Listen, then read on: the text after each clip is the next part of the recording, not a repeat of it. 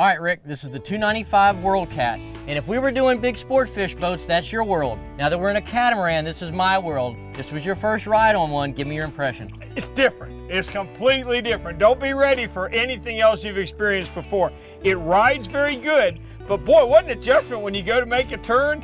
The boat leans the wrong way. Well, it's like you're on a set of rails, and you're not going to get any slide out of the boat. She's going to come around in a hard turn. And really, the maneuvers that we were doing earlier today, that's not something you would normally do. We just did that to show what the boat is capable of doing. But David, I got to tell you, every time we came up to a wave or a wake like from another boat or something, I'd find myself bracing myself as I always do. Not an event. Never felt it? No, and you won't. That's got to be the beauty of cats. But you know what impresses me and impresses everybody about cats, Dave? Let's be honest. They're big. I mean, you look at the difference. If you've got a monohull boat, by the time we're up here, you and I are touching each other. We got a lot more room up here than we would a monohull of the same size. Well, especially on a dual console. This is the largest of the three that we brought. It's got the most room, mainly because their beam does go all the way forward. Now, by that same token, that's going to be a little harder to tow down the road, so it's like we've always said, every boat's a little bit of a give and take. Dave, you know me, I can never get enough storage. We've got storage up front. Well, we do, and as we work our way into the cockpit, if you look underneath this U-shaped seating, I've got a large insulated cooler on this side that could be a fish box or for drinks, and to make your heart warm, rod storage. Plenty of rod storage along here. I take my bottom rods, my trolling rods, my kite rods, I'm ready to go. Well, as we work aft, we'll get behind the windshield, we'll look at the helm, then I want to show you this enormous side of the console that has a head, and you can actually step down inside the boat, and that's one thing cats are good about. As you get to the outside, you actually step down into the sponson, so it allows you to go down inside the boat and get a lot more headroom. All right, Rick, once we get in the helm area, we've got the same wind door that closes with the windshield, so you're all protected from the elements if you get into the rain like we may get later, or in the wintertime when you get that cold air coming in. I'll tell you what, WorldCat also addressed one of my pet peeves. Dave, it doesn't do you any good on a boat to have a great big storage area unless it's got a big door. Check out the size of this door. When you got to put all your safety equipment and your fenders and your dive tanks and everything, doesn't do you any good to try and shove it through a little bitty door. I like the way they've accessed their storage down here. Well, as we work aft, WorldCat's designed these two seats to be more than just seats.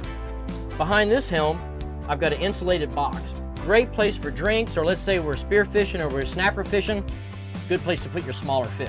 Yeah, I like that, Dave, but let me tell you, this boat might get me divorced. This is a 12-volt refrigerator with drawers in it. For me, that'd be a perfect place to store your bait. Well, either way, you end up with this monster cockpit back here. A lot of guys can fish back here. You can get all your dive equipment back here. And this is really a good place for everybody to gather. If you're gonna sit at a sandbar, if you're gonna be on a reef fishing or whatever, there's a lot of room after this boat. There is, Dave. And I gotta tell you, you put outriggers on this thing with a 9.5-foot beam, you are cutting a plenty wide path through the water. You're showing your baits to a lot of fish.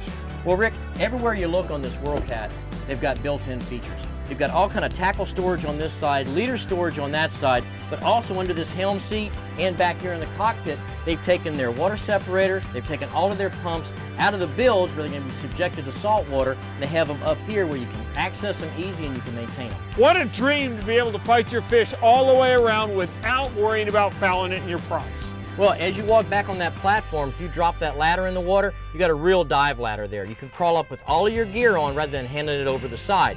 And with cats being as stable as they are at rest, that's the best place to get on and off the boat. All right, we talked about the manufacturers doing the little things that count. You come up on the ladder, you're all full of salt, your equipment's all salty, you got your freshwater washdown right there. Just squirt it off, you're good to go. This boat will carry more people than any other boat we looked at today. It also has a great advantage of being able to plane on a single engine. There's a lot of things to like about having the biggest boat. Well, we had talked about the helm areas being almost like twin consoles, and they are. You got a full step down on the port side, you got a lot of storage under the starboard side, and you got a lot of seating aft there for 4 people. You do, and at the same time, Dave, on a calm day, you can seat 6 people up front. This boat would still be comfortable with 8 to 10 people on it. All right, well, you know what, if you're looking at a boat that has a lot of yacht-size amenities, but yet on a boat you can still trailer, this 295 DC WorldCat may be your best boat.